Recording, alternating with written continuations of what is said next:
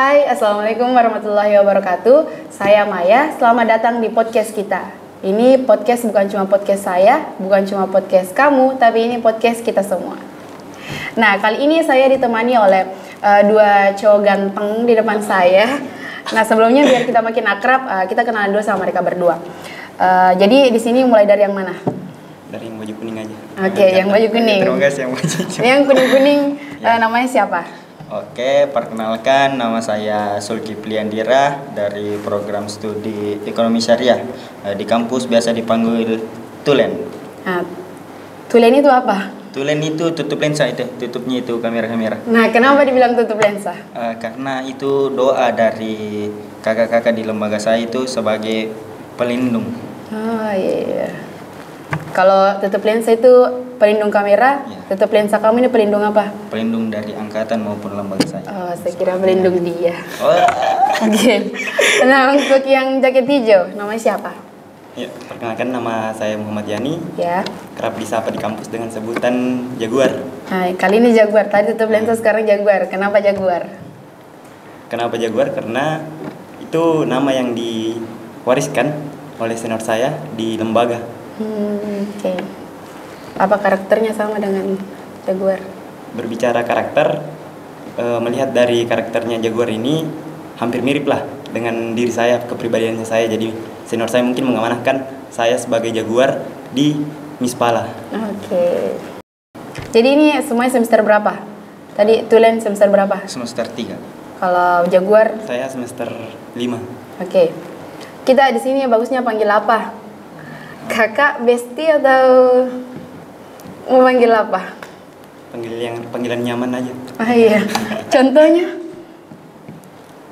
Besti. Oke, Besti ya. Oke, Besti. Nah, jadi saya dengar-dengar di kampus YN Parepare ini katanya sudah dekat lagi kegiatan LKPKM kan? Jadi kalian berdua ini di LKPKM sebagai apa gitu? Kalau dari saya sendiri menjabat sebagai ketua panitia di kegiatan LKPKM 2022 ini. Oke, jadi Tulen ketupat. Iya. Kalau Jaguar sebagai apa? Sebagai koordinator instruktur untuk di kegiatan LKPKM ini diamanahkan. Koordinator instruktur. Jadi kan koordinator instruktur berarti bagaimana berapa semua pembagiannya instruktur ini? Apa cuma kostur saja? Karena kan biasa ada forum, ada lapangan.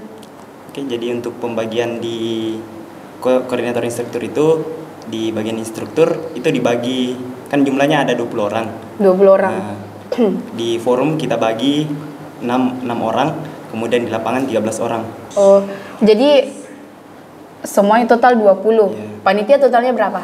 Panitia ada totalnya 38 dari setiap delegasi UKK UKM, DEMA dan ya fakultas. Oh, sama juga dengan instruktur. Jadi instruktur dan panitia ini merupakan delegasi dari UKK UKM dan juga fakultas. Ya, betul.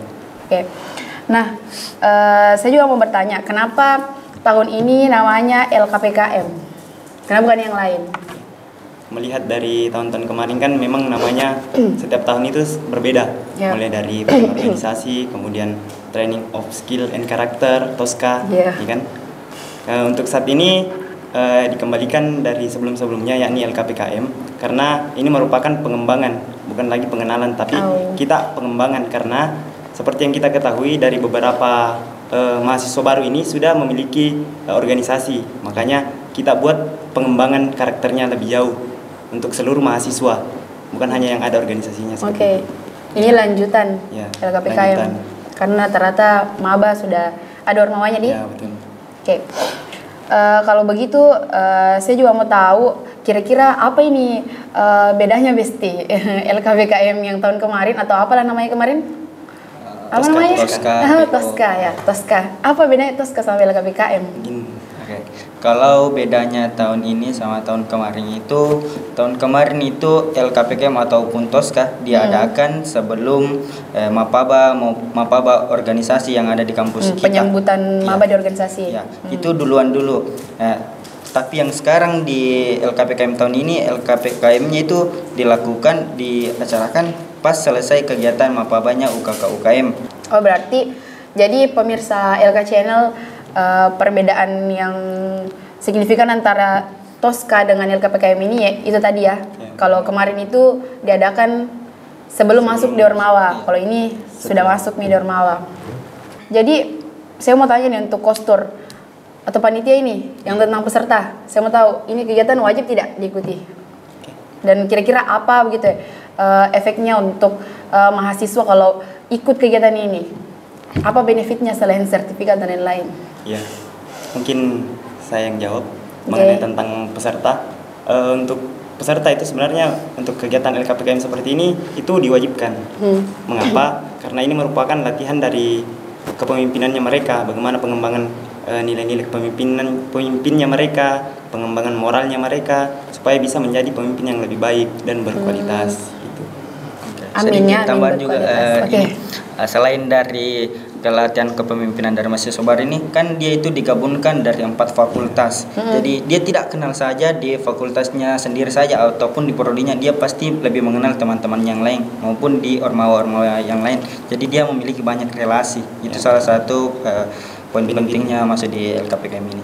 Oh, jadi konsepnya ini gabung dengan fakultas. Ya, gabung. Oh, satu rangkaian acara? Iya. Berarti totalnya LKPKM tahun ini berapa hari? 10 hari. 10? Iya. Dengan pembagian? Di pembagiannya itu di skala Dema Institute ada 6 hari. 2 hari pembukaan dan penutupannya, 4 hari itu kegiatan materi. Dan dikembalikan lagi ke fakultas selama 4 hari. Oh, oke. Masing-masing di fakultasnya berkegiatan 4 hari. Nah, kalau boleh tahu sekarang berapa jumlah peserta, Tak? Kalau sekarang secara administrasi itu yang mendaftar sebanyak 291 peserta. Dari 4 fakultas dia? Isin bisa minum dulu nih, ada kas. Saya lupa tawar. Ini ada teh, botol, ada air. Mohon maaf ya karena terlalu asik bicara. Iya, asik sekali. Yang pemirsa juga jangan lupa minum ya. Nanti haus. Kalau begitu selain yang tadi itu kalian adakan 10 hari digabung fakultas dengan DMAI, kira-kira apa saja rangkaian kegiatan yang dilakukan selama 10 hari itu? Mulai dari pembukaan sampai akhir penutupan. Oke, kalau di wilayah institut sendiri, kan kami dari wilayah institut. Jadi untuk wilayah rangkaiannya itu teman-teman akan mendapatkan berbagai materi, kemudian seru-seruan, dan juga tentunya ada beberapa tantangan yang diberikan oleh instruktur yang harus dilaksanakan oleh peserta. Seperti itu.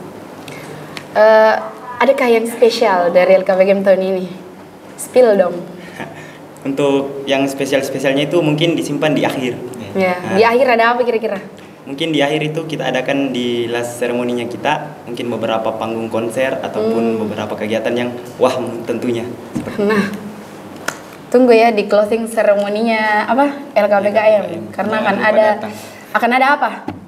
Akan ada penampilan baik itu dari peserta maupun penampilan dari talent. Talent.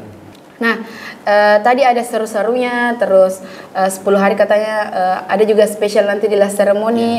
Tapi di balik itu semua, saya pikir pasti kalian juga punya tantangan sehingga akan terlaksananya nanti LKPKM ini. Kira-kira untuk panitia sendiri? Di wilayah panitia kan tadi sebelumnya jumlah panitia itu ada sebanyak 38 panitia dari berbagai organisasi-organisasi yang ada di kampus. Nah, tantangannya itu adalah pendapatnya atau persepsinya mereka. Kita susah menyatukannya, tapi di balik itu pasti ada nanti jalan keluarnya. Karena pasti setiap di briefing maupun di rapat-rapat itulah hal-hal yang perlu kita bahas untuk menyukseskan kegiatan ini. Memang susah menyatukan pendapat dari 30 kepala apalagi beda-beda. Itu tadi di wilayah panitia. Bagaimana kalau di wilayah instruktur ini? Kayaknya agak berat lagi. Kalau di wilayah instruktur sendiri bisa dikatakan untuk kendala hampir mirip lah dengan kendalanya dari panitia, kan kita juga diutus dari berbagai lembaga, kemudian di training sampai bisa menjadi seorang instruktur yang bisa dikatakan ada pengalamannya dari organisasinya. Nah, itu sebenarnya menyatukan konsep. Kan untuk membuat satu konsep itu pasti perlu pemikiran-pemikiran dari beberapa instruktur. Nah, pemikirannya inilah yang agak sulit untuk kita satukan. Mengapa? Karena mungkin dari teman-teman membawa pengalaman dari lembaganya masing-masing, seperti itu. Ada juga yang mungkin belum memiliki beberapa pengalaman tapi mencoba untuk mengeluarkan pendapatnya. Di situ sulitnya untuk menyatukan pendapatnya mereka. Berarti sama jadi tantangannya, sama-sama sulit menyatukan isi kepala dari beberapa orang. Oke, tadi itu tantangannya. Terus ini saya mau tahu kira-kira dari panitia ataupun instruktur kostur, apa harapan kalian untuk LKPKM tahun ini? Dari panitia dulu. Oke. Kalau dari panitia dulu, harapan saya sangat besar kepada teman-teman peserta selepas nanti keluarnya atau selesainya kegiatan ini, kan mereka telah dilatih supaya menjadi pemimpin. Nah, pemimpin itu kalau kita berbicara di wilayah kampus banyak, dari pemimpin diri sendiri dulu, baru naik ke ketua rombel. Nah, nanti bisa jadi ketua HMPS, ketua himpunan mahasiswa program studi, ketua ormawanya, maupun kalau bisa menjadi presiden mahasiswa. Gantikan presiden mahasiswa kita saat ini. Amin. Tidak disuruh untuk turunkan ya, tapi nanti di periode selanjutnya. Mungkin itu saya. Itu saja. Kalau dari kostur? Kalau kami sendiri di wilayah instruktur itu harapannya sangat besar untuk teman-teman peserta. Kenapa? Karena mereka akan menjadi tongkat estafetnya kita. Kita yang sekarang menjabat di wilayah kepengurusannya organisasi, lembaga, di institut maupun di HMPS. Mereka yang akan gantikan kita. Makanya kami genjot di wilayah kepemimpinannya mereka. Bagaimana mereka bisa menjadi seorang pemimpin yang bermoral sehingga bisa menjadi pemimpin yang berkualitas. Oke. Nah, saya masih mau bertanya-tanya. Aku mau nanya, ini tentang tadi LKPKM kan diadakan 10 hari. Kira-kira materi-materi apa saja yang turun saat LKPKM?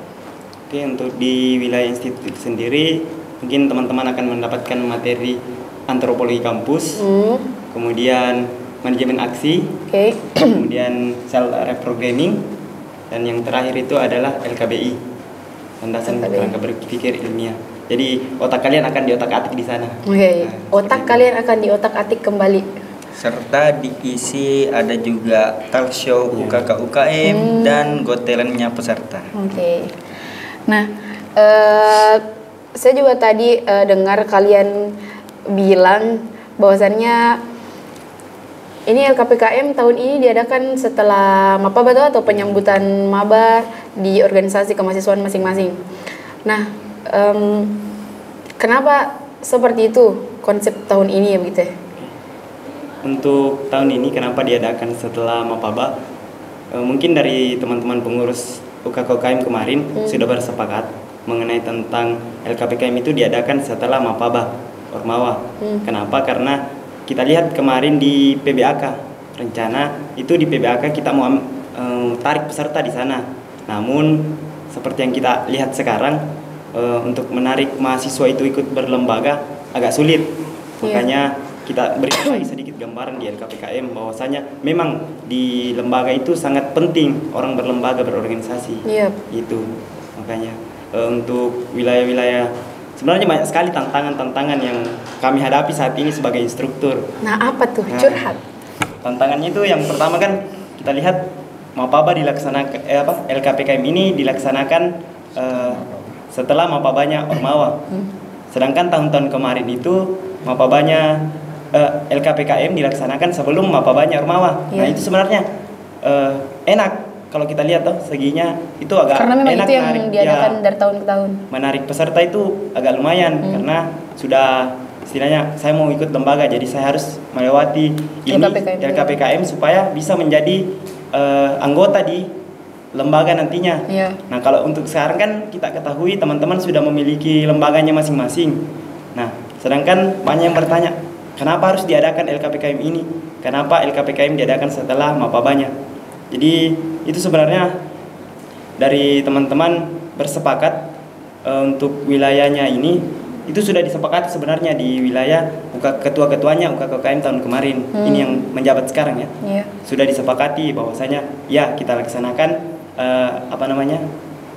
LKPKM ini setelah Mapaba karena anggapannya mereka kita bisa menarik peserta lebih banyak di PBAK Makanya setelah PBAK langsung diadakan mapaba. Kemudian sisanya itu untuk LKPKM itu hanya pengembangannya nantinya.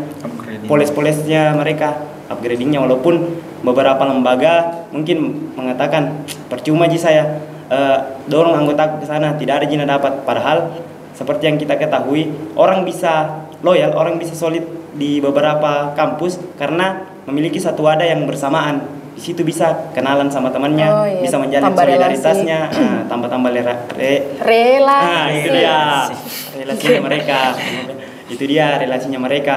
Karena kalau dilihat sekarang di UKKKM itu relasi-relasi yang seperti itu yang sangat penting seharusnya kita kembangkan di UKKKM, bukan malah saling mementingkan egonya masing-masing seperti itu. Oke, mantap sekali Kastor. Itu termasuk tantangan terberat kalian kalau di LKPKM atau masih ada lagi? Masih ada sih sebenarnya untuk di wilayah peserta.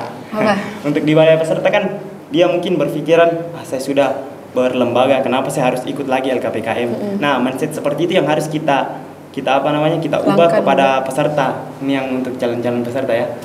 Silahkan dengarkan. Kalian di sini akan dididik. Yang pertama, adabnya kalian akan kami bentuk, akan kami genjot bagaimana bisa menjadi pemimpin yang apa istilahnya, moralnya baik. Kemudian bagaimana kalian bisa loyal di lembaganya kalian masing-masing. Bagaimana caranya kalian akan menjadi panitia-panitia yang luar biasa nanti di organisasinya, karena ada beberapa kegiatan, rangkaian kegiatan yang akan membuat kalian lebih nyaman ketika berorganisasi. Seperti itu. Nah, tadi sudah ada harapan dari kalian berdua, tapi saya lupa tanya kenapa temanya LKPKM. Karena kan tema ini juga sebuah harapan. Kenapa diadakannya kegiatan? Jadi temanya dari LKPKM ini sendiri adalah aktualisasi moral demi terbentuknya pemimpin yang berkualitas. Terus sekali amin. Jadi semoga kita nantinya terwujud ya. Oke. Di LKPKM ini memang pengembangan mereka bagaimana nantinya besar harapan agar mereka bisa loyal di organisasi pilihan mereka masing-masing. Loyal maupun pengembangan intelektualnya mereka. Oke. Dan bisa mempermudah juga karena biasa itu kalau kita tidak masuk di lembaga, biasanya kalau kita berkepanitiaan kita pusing apa mau dibikin ini karena tidak ada dasar itu, tidak ada pengalaman. Experience is very important. Nah, jadi masih ada tidak tantangan terberatnya kalian ataupun kendala-kendala yang kemarin dihadapi selama ini LKPKM, karena pasti banyak polemik yang terjadi karena konsep tahun ini berbeda dengan konsep yang kemarin-kemarin. Betul sekali. Untuk saat ini kita menerima banyak sekali penolakan-penolakan. Contoh ada yang berbentuk lisan maupun tulisan. Itu kami dapatkan dari berbagai oknum yang katanya tolak LKPKM. Kenapa saya mengatakan mereka menolak? Itu dia alasannya, karena mereka tidak tahu sebenarnya tujuannya ini LKPKM apa. Sebenarnya kalau mau kita tahu, ini saya pakai bahasa sehari-hari ya. Sebenarnya kalau mau kita tahu itu, ini LKPKM sangat penting sekali untuk pengembangannya mahasiswa baru. Kenapa? Namanya saja mahasiswa baru. Tanpa adanya suatu wadah, dia tidak bisa berkembang begitu saja. Pasti harus dikasih wadah supaya dia bisa terbentuk. Itu makanya kalau teman-teman yang mengatakan tolak LKPKM itu saya tidak permasalahkan karena memang itu haknya dia berbicara, haknya dia mengeluarkan unek-uneknya. Tapi yang mau saya pertanyakan sama teman-teman ini yang suka menolak, kalian menolak tanpa ada landasan yang nyata. Kalian tidak tahu apa tujuannya. Dengan mudahnya kalian menolak. Seandainya kalian tahu tujuannya ini apa-apa, tidak mungkin kalian berkata menolak. Seperti itu. Nah, untuk kalian yang bilang menolak, joinlah di forum-forumnya kami. Silakan ikut sama kami. Kalau yang masih menolak, kita bicara baik-baik. Jangan main sembunyi-sembunyi. Betul. Oke. Itu tadi beberapa tantangan ataupun hal-hal yang kalian hadapi untuk terlaksananya LKPKM tahun ini. Jadi mungkin besar harapannya semoga LKPKM ini sukses dan juga bisa mewujudkan tema yang diangkat pada LKPKM tahun ini. Nah, jadi mungkin dari besti-bestiku ini masih ada yang disampaikan atau closing statement? Kalau saya sendiri kita berbicara tentang padi. Jadi teman-teman peserta nanti tumbuhlah seperti padi, semakin berisi semakin menunduk, semakin berilmu semakin merendah hati. Yep. Mungkin itu saya. Dari Koster? Kalau dari saya sendiri, untuk teman-teman yang sudah daftar di LKPKM, silahkan ikut. Jangan pernah apa istilahnya, mundur dari kegiatan, karena seorang pemimpin itu tidak pernah mundur dari satu masalah, karena akan banyak masalah yang kalian akan hadapi nantinya ketika menjadi seorang pemimpin. Jadi di sini kalian akan dibentuk untuk menjadi seorang pemimpin. Guru kita Mbodale pernah berkata, guru kita mak guru, guru kita mak guru, guru kita mak guru, lah tupangnya pak guru ki. Mungkin itu dari saya. Kalian dengar itu semuanya. Nah, kalian juga punya closing statement, saya juga punya. Ini saya dapat tadi malam. Jadi kalian tahu emas? Tahu emas? Tahu. Nah, emas itu tidak akan terbentuk kalau tidak dipanasi, tidak ditumbuh-tumbuh keras. Nah, jadi kalau kalian mau seperti emas, kalian mau diperebutkan orang, kalian mau berharga ataupun apapun itu, makanya tidak ada sesuatu yang mulus ataupun tidak ada sesuatu yang bisa dicapai begitu mudahnya. Tapi memang banyak rintangan yang harus dilalui. Jadi jangan pernah berhenti berproses, teman, karena tidak ada perubahan yang datang dari kaki yang diam, bukan kaki yang bincang. Nah, mungkin itulah podcast episode kali ini. Saya Maya dan bestie saya kali ini ada Tulen dan juga Jaguar. Mungkin cukup sampai di sini podcast kita kali ini. Saya Maya pamit. Sampai jumpa di podcast kita selanjutnya. Assalamualaikum warahmatullahi wabarakatuh. Waalaikumsalam warahmatullahi wabarakatuh.